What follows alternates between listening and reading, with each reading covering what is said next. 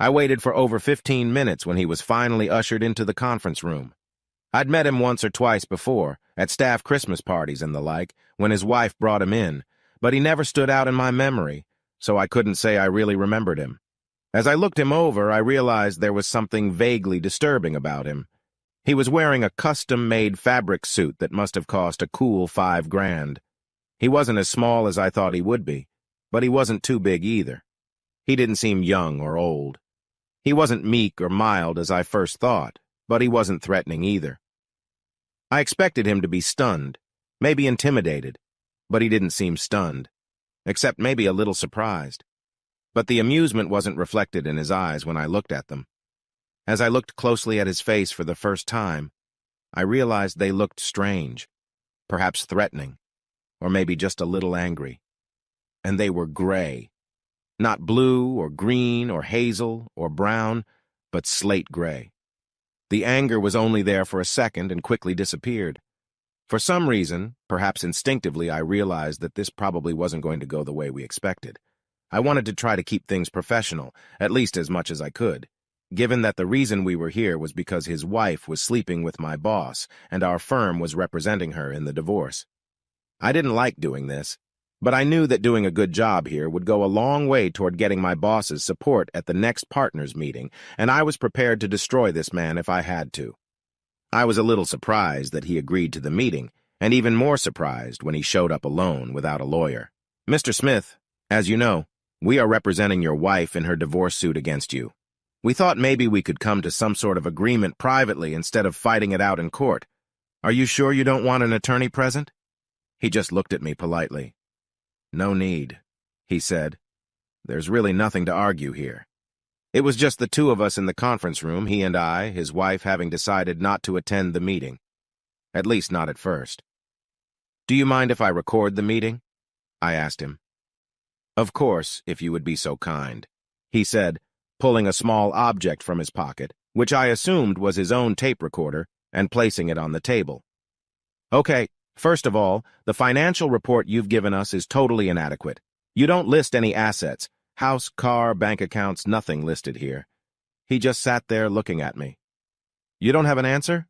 "I'm sorry, was that a question?" It sounded like an unanswerable statement. "Why isn't the house listed as an asset? In this neighborhood, they start at $5 million and go up fast." "The house doesn't belong to me, it belongs to a friend. I just live there." "Your wife was under the impression it belonged to you. She said she was with you when you bought it." "Yeah, well, I was under the impression she was in love with me, and we can see how that turned out. It seems we were both under a series of false impressions. You understand, Mr. Smith, that concealment of assets is a crime, and if you file this financial report in response to our complaint and it turns out to be false, you will be prosecuted." He didn't seem concerned at all. I always watch my eyes in any negotiation, and for that matter, his eyes returned to their slightly surprised expression. I almost got the impression that he was enjoying it. "I guess Jim, by the way, can I call you Jim?" "Yes?" "Okay. I assume you researched the owner using court records and found that the house is owned by a corporation. That corporation is owned by a friend of a friend of a friend who allows me to stay in the house. So as you can see, it is not my property." "Yes, we checked. The house is owned by a shell company that is owned by a shell company that is owned by another. We haven't traced it all the way back to you yet, but I bet at some point we can trace it back to you. You know, if I were a betting man, I'd be happy to take your money. I think if you trace it back far enough, you'll find that my friend of a friend of a friend is an elderly retired gentleman who bought it for investment reasons." "And could you give me his name?" "Actually, no, I don't know that.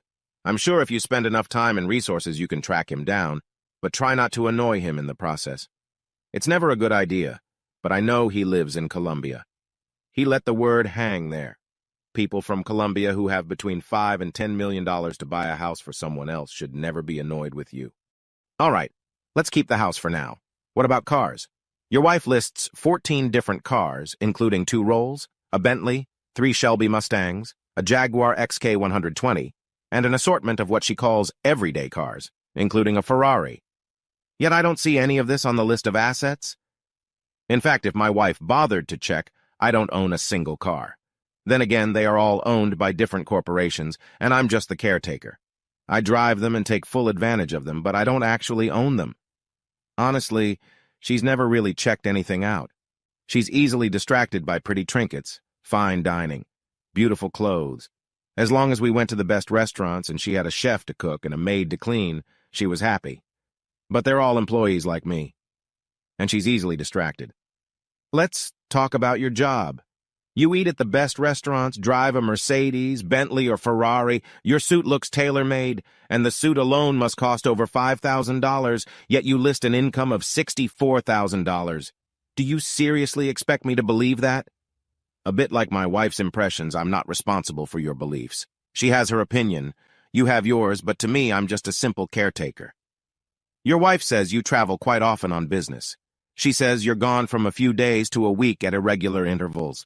What type of custodian travels so often on business? Always first class, as I understand it? And that's just the $64,000 question, isn't it? But the question for you is, do you really want an answer?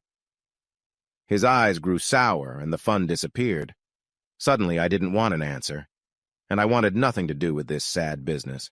But my course was set, and I couldn't change it now. Would I want to? Maybe not, but my client and my boss would insist that I get it. Fair enough. You're the middleman here, aren't you? So I'll give you some friendly advice. Before this is over, there will be damage done, and if you don't want to become so-called collateral damage, I suggest you take a vacation. It may take a few weeks of vacation. Have you ever seen a cat playing with a mouse? What? A cat playing with a mouse. Pay attention. You see, the cat knows it is going to eat the mouse. Even the mouse eventually figures it out, but the cat keeps letting it run away, and the mouse keeps running away. Even if the mouse knows it's dead, it still tries to stay alive, but that never happens. What does this have to do with your work?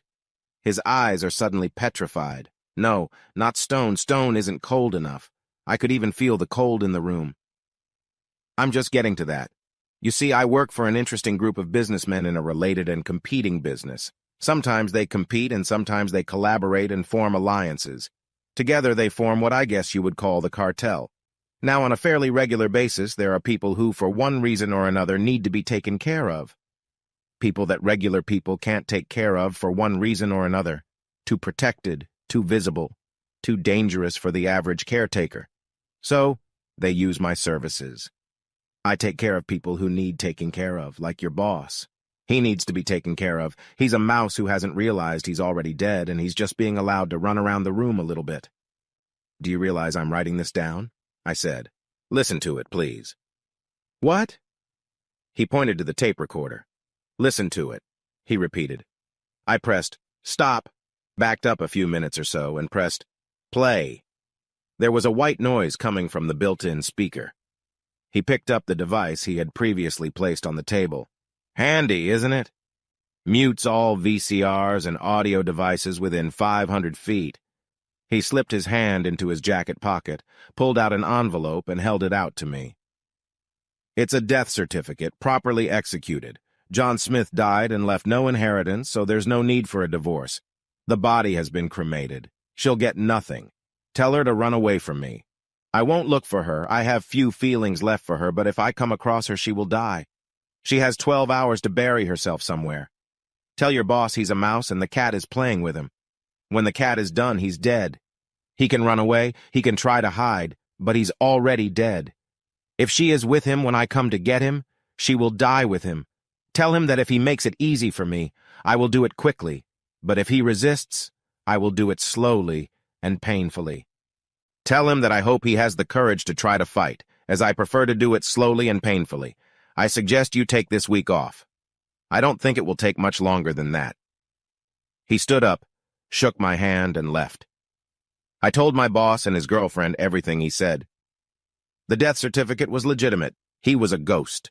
She turned pale and ran away, and we never saw her again. I went to the Cape for a week, and when I came back, I had a new boss. Apparently, the previous one had slowly fried to death in a freak car accident.